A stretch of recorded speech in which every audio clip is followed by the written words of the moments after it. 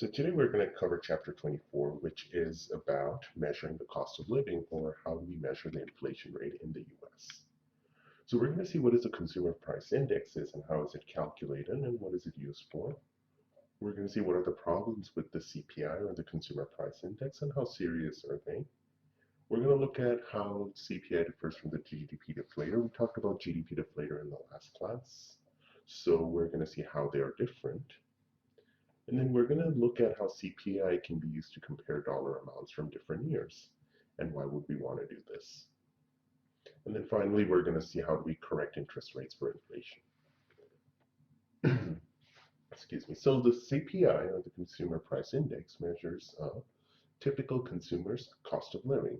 So basically, a typical American household of somewhere that is very average, that person or that family, how much do they spend and what kind of products do they spend? It's important because it is used for a basis to do cost of living adjustments in many contracts and in social securities. So whenever a person gets social security payments, it is adjusted for the cost of living. If cost of living goes up, then social security payments actually go up. Same thing with many contracts. If you sign a job contract and it says that if cost of living goes up, then your salary will go up along with it. So how is CPI calculated? Well, first, the basket is fixed. So every few years, the Bureau of Labor Statistics, which is an organization under the US government, they survey consumers to determine what is inside a typical shopping basket of a consumer. So what do consumers technically purchase? And then, after they determine this is what the average or typical American household purchase on a daily basis or on a monthly basis, then they find the prices of those products. So the BLS then collects data on prices of all those products that are in the basket. The third step is then using the prices and the products that are in the basket, they calculate the cost of purchasing that basket. So how much does it take to purchase that fixed basket of goods? Finally, a base year is chosen just like in GDP deflator, and then the CPI is calculated in the following way. So the current year's current year's cost is divided by the cost of the basket in the base year times 100. And then finally, the inflation rate is calculated, which is basically the percentage change of CPI from one year to the next. And so in this way, so these are the 5 steps that we use to calculate CPI, and then from the CPI we calculate inflation rate. So let's look at an example. Let's say the basket, after surveying, the BLS finds that a typical American household consumes 4 pizzas and 10 lattes. Now in 2010, the price of a pizza was $10, price of latte was $2. So to purchase that basket of 4 pizzas and 10 lattes, we need $40 for pizza and $20 for lattes. Excuse me. So the cost of the basket is $60. Same thing with 2011. We do that calculation and we find that the cost of the basket is $69. And for 2012, it is $78. So after we determine the basket and their prices, and then we determine the cost of each to purchase in the basket in each year, then we calculate CPI. We use, in this example, 2010 as the base year, but we could have easily used 2011 or 2012. So in 2010, since 2010 is the base year, the CPI, just like GDP deflator, is going to be 100. In 2011, it is 69 over 60 times 100, which is equal to 115. In 2012, it is 78 over 60 times 100, which is 130. Now, if we want to find the inflation rate, so the red numbers are the CPIs, just right here. So these numbers are my CPIs. So from the CPIs, I can actually calculate the inflation rate, which is the percentage change from one year to the next. So the inflation rate between 2010 and 2011 is 15%. Between 2011 and 2012 should be around 13%. So when you read in the news, it says that inflation is now 2% a year or 1.5% a year, or prices went up by 0.3% from last quarter to this quarter. We all mean the inflation rate basket. So for the most part, 41% is housing. So a typical American spends around 41% on housing expenses, 15% on food, 4% on clothing, 17% on transportation, and so on. So what are the problems with the CPI? Of course, there are some issues that we face using the CPI. One is the substitution bias. Like over time, prices rise faster than others. Some prices do. So prices of certain products, let's say beef, will rise at a faster rate than chicken, probably in one year. On the other year, chicken will rise at a faster rate than beef. So whenever one good rises faster than the other, the prices of one good rises faster than the other, then consumers substitute towards the other good that becomes relatively cheaper. And we saw that in chapter 4 in the demand class. When the price of a substitute goes up, the demand for the other good will go up. And so this helps to mitigate the effects of a price increase. If the price goes up of a certain product, and if there are substitutes available that are just as good, then I'm going to use the substitutes more because it's cheaper to use those substitutes.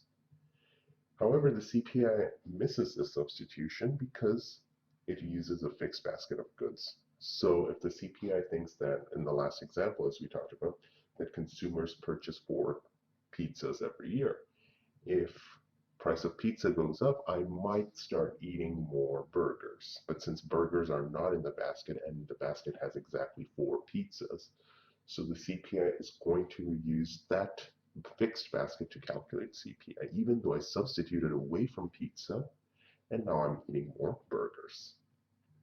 So the CPI does overstate the increases in the cost of living because it does not capture these substitutions, at least in the short run. In the long run, when the basket is updated, it might capture it, but not in the short run. Introduction of new products. Whenever new products are introduced, it increases variety. So just even a few years ago, there wasn't the Sriracha rooster sauce, but now that is inside. So maybe more people are consuming that product. So, but if it's not in the CPI, if it's not in that basket, then it's not going to be used to measure cost of living. So since I have more options available, my dollar becomes more valuable because now I can buy ketchup, I can buy sriracha sauce, I can buy many other things. So the CPI does miss this effect because it uses a fixed basket of goods, and so in that case, it does overstate the cost of living. Now, the third kind is unmeasured quality change. Things do get better over time, like products, the quality gets better over time. A very simple example is the cell phone. In 2005, the coolest phone that came out in the market was a Motorola Razr, which was a very sleek, awesome phone, but all it could do was make a call, and you could probably play some games in it. But that phone was about as far as I remember, it was $100 to purchase with a payment plan. Now you can get the same for, like, if you wanted to get a cell phone, well, for $100 you can get a smartphone that can do much more work than that Motorola Razr. So improvements in that quality, of course, cell phone quality has become much 100 times, even 1,000 times better. So it does make our dollar more valuable now. The BLS does try to account for quality changes, but of course it probably misses some because quality is something that it's hard to measure. What is the improvement in quality of a cell phone? It just doesn't make phone calls anymore. Using a smartphone, I can do many other things. So how do we account for that? So in that case, the CPI does overstate the increases in the cost of living. Now, what are the problems of the CPI? Well, all these things that we measured do have an effect on how much the actual increase in the cost of living is. So the BLS does do some technical adjustments, but it still is not enough. There is still some overstating of this inflation rate. And this is important because whenever we overstate, supposing inflation is 2%, but because of the problems with the CPI, we say that inflation is 2.5% a year. So in that case, in many contracts, such as Social Security, the actual payment will go up by 2.5%, even though it should have just gone up by 2%. So in effect, people or the government, or in many cases employers who have given contract to their workers that has like the clause that if inflation goes up, your payments will also go up, they now have to pay a higher increase rather than what actually inflation is. So it does have a big effect on many contracts and on Social Security payments. So this is how inflation looked like for since 1960. There were a few spikes. Um, this was during the oil crisis that we had in the early 80s and in the mid 70s. And then, of course, CPI fell, and so you had some fall here. And then over time, on an average, the US tries to keep inflation between 1 to 2% a year. Now, another thing that we use for the CPI for is comparing dollars from different times. Since prices change, inflation makes it harder to compare dollar amounts from different times. A dollar today could buy much more 20 years ago. So if we were to compare, if someone said I earned $2,000 per month in 1970, that amount could purchase much more than $2,000 today. So for example, the minimum wage, it was $1.25 in December of 1963. And in December of 2013, it was $7.25. It's still $7.25. Now, in nominal terms, as we know, of course, the minimum wage went up by about $6. If we compare from 1963 till 2013, it is $6 higher. But what we really want to know is, does the minimum wage have more purchasing power in December of 1963 or December of 2013? So how much goods could $1.25 purchase in 1963? How much goods could $7.25 purchase in December of 2013? And then we want to see which one is more, the amount of goods purchased in 1963 or the amount of goods purchased in 2013. So to compare that, we convert $1963 to $2013 using the CPI. Now, how do we do that? We use this formula. So the amount in today's dollars. So if we wanted to compare $1963 to $2013, we can convert $1963 to $2013. So in our example, year T is 1963, today is 2013. Minimum wage was $1.25 in year T. CPI is 30.9 in year T, 234.6 today. So these numbers come from the website of. If we wanted to now find out how much goods 1963 $1.25 could purchase today, that number is $9.49. So the amount of goods that $1.25 could purchase in 1963 is equal to the amount of goods $9.49 could purchase in 2013. So of course, since minimum wage is now $7.25, so in effect, a person earning minimum wage is earning a much lower amount in real terms. And we say this in real terms because after we convert $1963 to 2013, we find that the amount that $1963 can purchase is higher than what the current minimum wage can purchase. So researchers, business analysts, and policymakers, they all want to use this technique to actually convert past dollars into current dollars so that they can be compared over time. And they do that so that they can actually see how a variable has changed over time after it is corrected for inflation. So example is the minimum wage. If we look at the minimum wage, this is how in current dollars it has increased over time.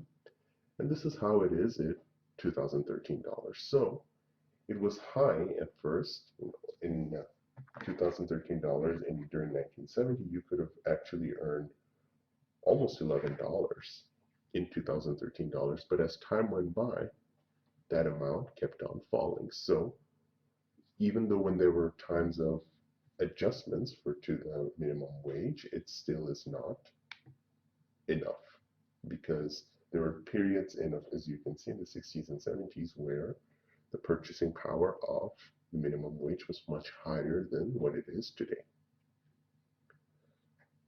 So correcting for inflation, what we do is, in some contracts, we do something called indexation. So a dollar amount is indexed for inflation if it automatically is corrected for inflation by law or by contract. So for example, whenever CPI goes up, it automatically determines the cost of living adjustments for multi-year labor contracts. So if you sign a contract when you get a job, and if it says that, your wages will be adjusted according to inflation, that means that if inflation goes up, your wages will go up accordingly. Also, adjustments to Social Security payments and income tax brackets are all adjusted because of inflation. Now, the last thing we're going to talk about is real and nominal interest rates. So the nominal interest rate is the interest rate not corrected for inflation. So it's the interest rate we get when we save our money in the bank, or when we invest money in some projects, or when we purchase government bonds for savings. So that is a nominal interest rate. It is the rate of growth in the dollar value of a deposit or debt. So how much does the dollar grow up? The real interest rate, on the other hand, is something that is corrected for inflation, and it is the rate of growth of the purchasing power. So how much more can my money, after I get all my returns, how much more goods can it purchase? So how do we calculate it in a nutshell? Real interest rate equals nominal interest rate minus the inflation rate. So let's look at an example. Supposing we deposit $1,000 for 1 year and the nominal interest rate is 9%. So in the next year, my amount will go up by $90. So the dollar value will go up by $90. However, during that year, let's say that the inflation rate is 3.5%. So the dollar value went up by $90, but during that time, the prices of all the products that I want to purchase, all their prices went up by 3.5%. So my real interest rate is 9% minus 3.5%, which is 5.5%. So I can now, after I do this calculation, even though the dollar value of my deposit went up by 9%, the amount of goods that I can purchase went up by 5.5%. Because inflation took away 3.5% of the money that I'm saving in value, not the actual dollar amount, but I can, because of that, I'm only able to purchase 5.5% additional goods. So the other way of saying it is the purchasing power of $1,000 deposit has grown by 5.5%. So that's all what we have for chapter 24, and please do look at the practice problems, and if you have any questions, please feel free to contact me. Okay, have a good rest of the day.